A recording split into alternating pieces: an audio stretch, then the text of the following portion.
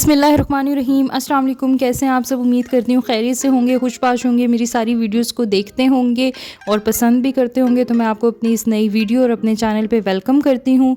अगर आपने अभी तक मेरे चैनल को सब्सक्राइब नहीं किया है तो मेरे चैनल को सब्सक्राइब कर लें। तो आज की वीडियो जो है ये नेक्स्ट पार्ट है मेरी प्रीवियस 2 वीडियोस का, जिसमें मैंने आपको होममेड बेसन फेस पैक्स के बारे में बताया था। तो दोनों वीडियोस के जो लिंक हैं वो आपको डिस्क्रिप्शन बॉक्स में मिल जाएंगे। अगर आपने नहीं देखी हैं तो आप देख सकते हैं। तो आज की वीडियो पे जाने से पहले मैं आपको उन वीडियोस का रीकैप देना चाहती हूँ। तो जो पहले नंबर पे वीडियो थी उसमें मैंने पहले बेसन के ब्यूटी बेनिफिट्स बताए थे कि वो किस किस तरह से आपके चेहरे को फ़ायदा पहुँचा सकता है, किस तरह से एक ट्रेडिशनल रजीम के तौर पर उसको यूज़ किया जाता था और किस तरह से जो है बेसन वो आपके हर तरह के स्किन इश्यूज़ को जो है वो हैंडल कर सकता है, हर तरह की स्किन टाइप पे यूज़ हो सकता है। उसके अंदर क्या क्या प्रॉपर्टीज़ होती हैं और जो उसकी प्रॉपर्टीज़ होती हैं उनको किस तरह से जो है वो साइंस भी सपोर्ट करती है। ये सब आपको जो है उस वीडियो में मैं ऑलरेडी बता चुकी हूँ, इसलिए आज की वीडियो में नहीं बताऊँगी।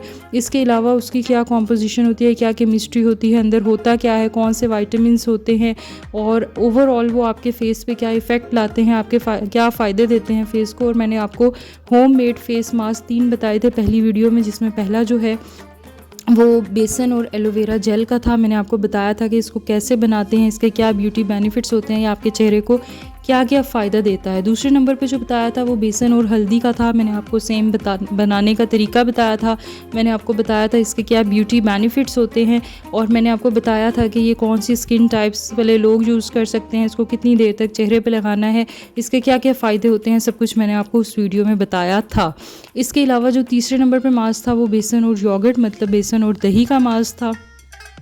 इसमें भी मैंने आपको बताया था कि आपने इस मास्क को लगाना कितनी देर तक है, बनाना कैसे है और इसके क्या क्या ब्यूटी बेनिफिट्स होते हैं। अंदर मौजूद तमाम इंग्रेडिएंट्स के अलग अलग मैंने आपको ब्यूटी बेनिफिट्स बताए थे। दूसरे नंबर पे जो वीडियो थी इसमें भी 3 मास्क थे। एक जो है बेसन और लेमन जूस का था, जिसमें हल्दी भी यूज़ हुई थी।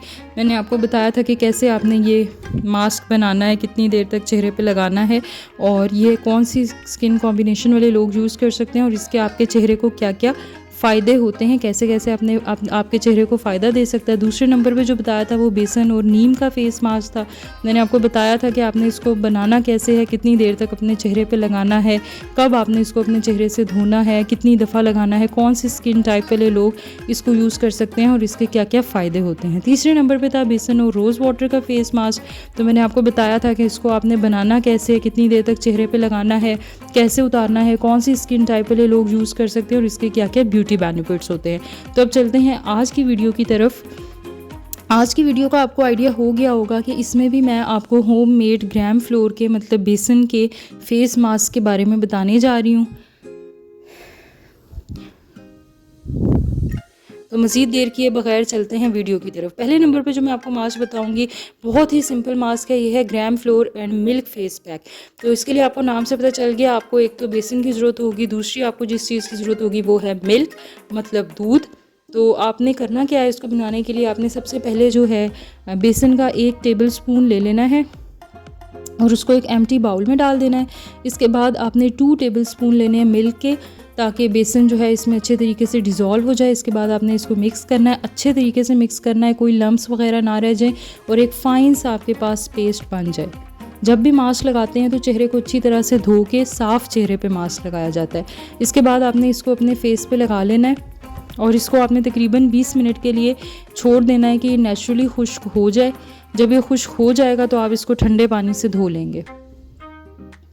तो इस मास्क को आपने 4-5 दिन के बाद लगाते रहना है।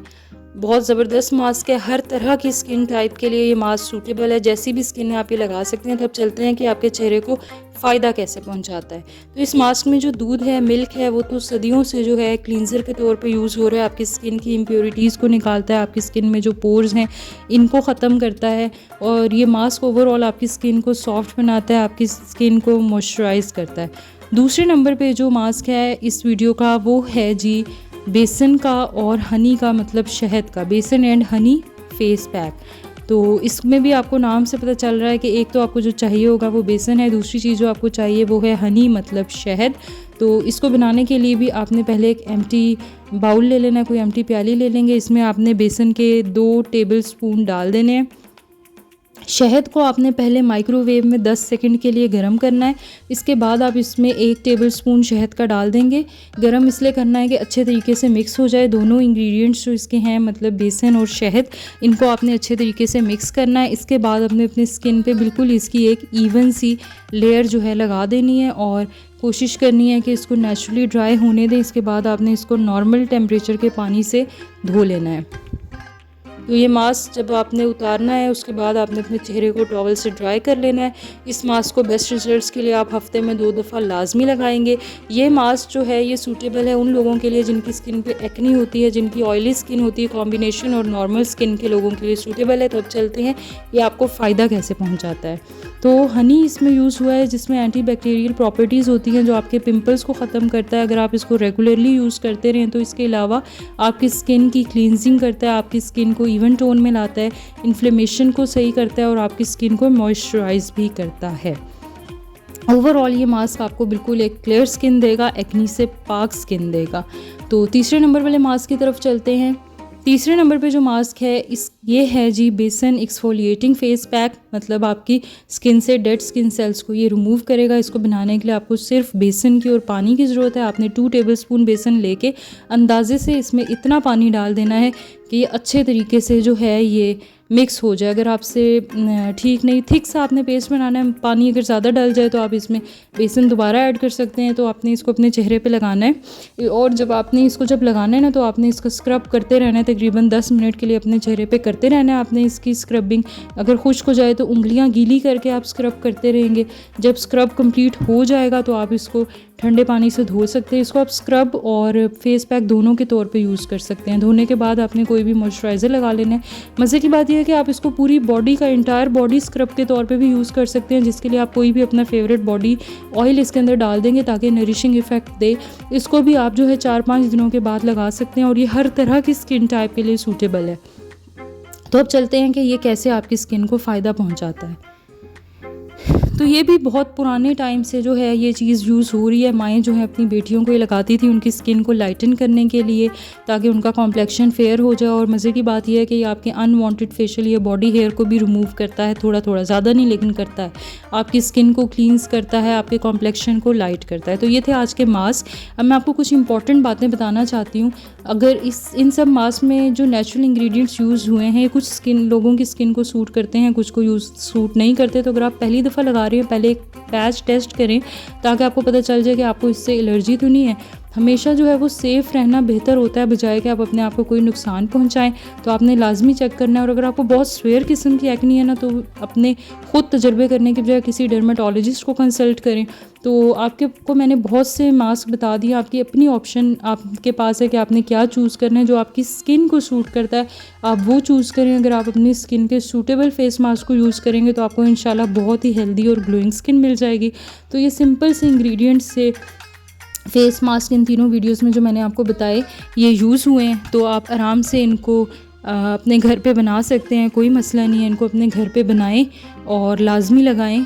तो इससे पहले वाली जो वीडियो थी, जो इसका फर्स्ट पार्ट थी, उसका भी लिंक मैंने आपको डिस्क्रिप्शन बॉक्स में दे दिया।